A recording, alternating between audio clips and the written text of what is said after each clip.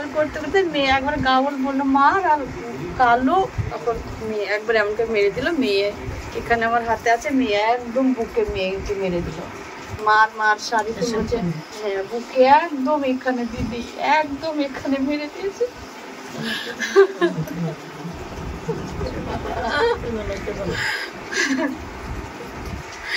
তারপরে আমি ওইদিকে পড়ে গেছি, মেয়ে এদিকে পড়েছে, আর আমি মানে আমি একদম হয়ে আমি বড় যেহেতু আমি এদিকে পড়ে গেছি, মেয়ে ওইদিকে পড়ে গেছে। আমি উঠে বলছি বাবু, আমার তামান্না না, তামান্নাকে বলি বেটা বেটা দেখো তো আমার কানে কি হয়েছে, আমার পিঠটা জ্বালা করছে বেটা। আমি উঠে ধুমো একবার অন্ধকারে, এখন আমার সেই আওয়াজ চোখের সামনে ভাসে। সবাইকে ডাকছি কে কোথায় আছো আসো, মেয়েকে ডাক্তার কাছে নিয়ে যাবো। আমার বেটা বেটা ওঠ, বেটা ওঠ। বেডটা আমার শেষ হয় এমনি করে, এতটুকু নয়, খুব আস্তে একবার শ্বাস নিয়ে সবাই তখন আসছে, বলছে নিয়ে কাকে ডাক্তার কাছে নিয়ে যাবো। মেয়ে আমার বেটার সামনেকার দাঁত এখান থেকে এই অবধি সব কিচ্ছু নেই, লাল এতটুকু হাতে জামা পড়েছে, এটা সব মানে শেষ নেই, হাতটাই নেই জামাটা, হাতে এখান থেকে এটা খুলে গেছে, কিচ্ছু নেই মেয়ে আমার। সবাই বলছে নেই, পুলিশ আসবে তখন উঠাবে, উঠানো হবে না, পুলিশ আসবে তখন। যারা মেরেছে তারা এসে ধরেছিল, যারা মেরেছে দিদি তারা এসে ধরবে কি, তারা তো মারছে ইচ্ছে করে, তারা তাদের তো ধরারই নেই। আর আমি, তারা মেরেছে তারা চলে গেছে, আমি পড়ে গেছি, আমি আর মেয়েকে দেখছি, আমি আর ওদেরকে দেখছি না, ওদেরকে যা দেখছি আসছে মেরে দিয়েছে পড়ে গেছে উঠে, আমি আর ওদেরকে দেখছি না। তারপরে বলছে পুলিশ আসবে, হাত দেওয়া হবে না, মেয়ে পড়ে থাকবে, আমার মাটা পড়ে আছে, কেউ হাত দেবে না, পুলিশ আসবে তো হবে। পুলিশ আসবে অনেক পরে, আমি বলছি পুলিশ আসবে না, পুলিশ আসবে অনেক পরে আসবে, তখন আমার মেয়েকে আমি বাঁচাতে পারবো না।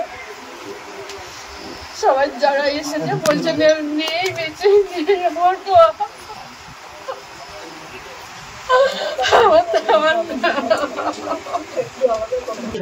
আমিও একটা মেয়ের মা, আমরা সকলেই পরিবারে কারোর ছেলে মেয়ে এইরকম ঘটনা, যে একটা ভোটে একটা দল জেতে একটা দল হারে, যে দল হারে সে ঘরে ঢুকে যায়, যে জেতে সে সেলিব্রেট করে, কিন্তু সেলিব্রেশনের নামে একটা নিষ্পাপ মেয়ে শিশু তার খুন এইভাবে নৃশংসভাবে, মানে তার বুকের উপরে এসে বোম পড়লো এবং তারপরেও আবার বোম মারা হলো, আরেকজনের হাত উড়ে গেল।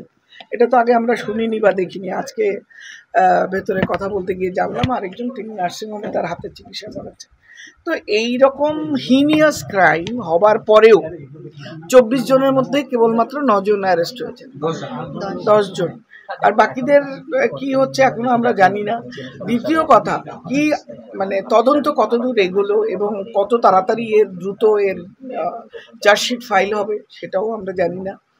সবচেয়ে বড় কথা, পরিবারের ড্যামেজ যে হয়েছে তার জন্য একজন বড় নেতা, কি নাম বললেন, টাকা চেক নেতা কম্পেনসেশন টাকা দিতে এসেছিলেন চেকে, যার বাড়িতে 4টে সন্তান মারা গেছে, একটা মাত্র সন্তান বাচ্চা মেয়ে নিয়ে যারা স্বামী স্ত্রী বাস করেন, তাদের একমাত্র সন্তান যখন বোমে উড়ে গেল, তার প্রাণটা শেষ হয়ে গেল, সে কি করবে পয়সা নিয়ে? এই কম্পেনসেশন যে কোল খালি করা, এটা তো সরকার সমাজ কেউ কোনো কম্পেনসেশন দিয়ে এটা ফিল করতে পারবে না। এই শূন্যতা শেষ হবার নয়, এই ক্ষতি অপূরণীয়।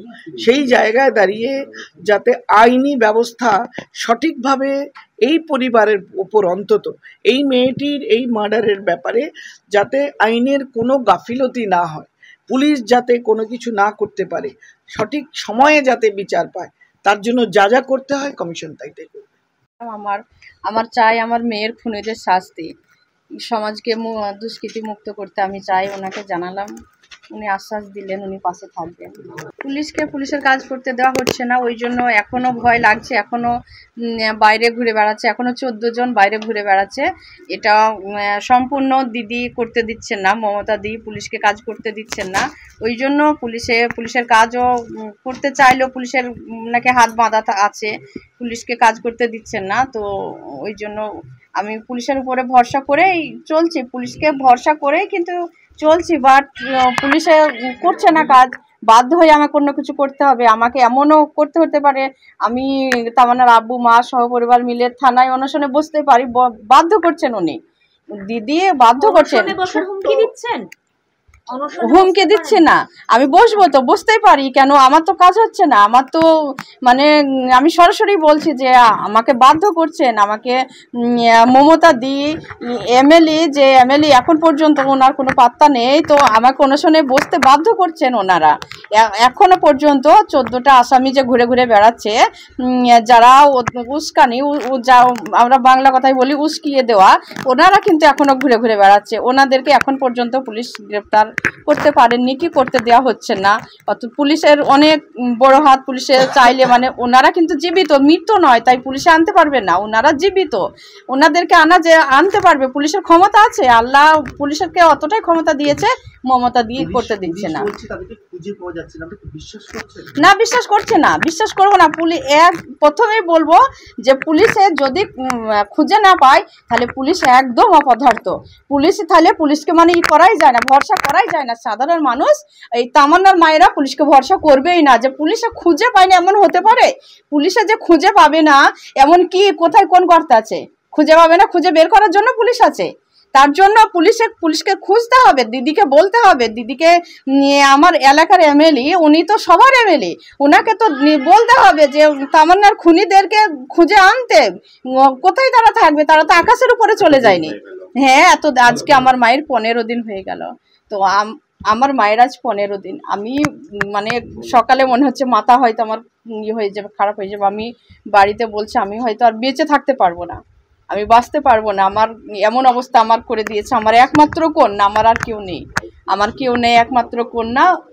আমি চাই দ্রুত পুলিশে মমতা দিয়ে পুলিশের কাজ করতে দিয়ে আসামিগুলোকে তুলে দ্রুত বিচার শুরু করতে।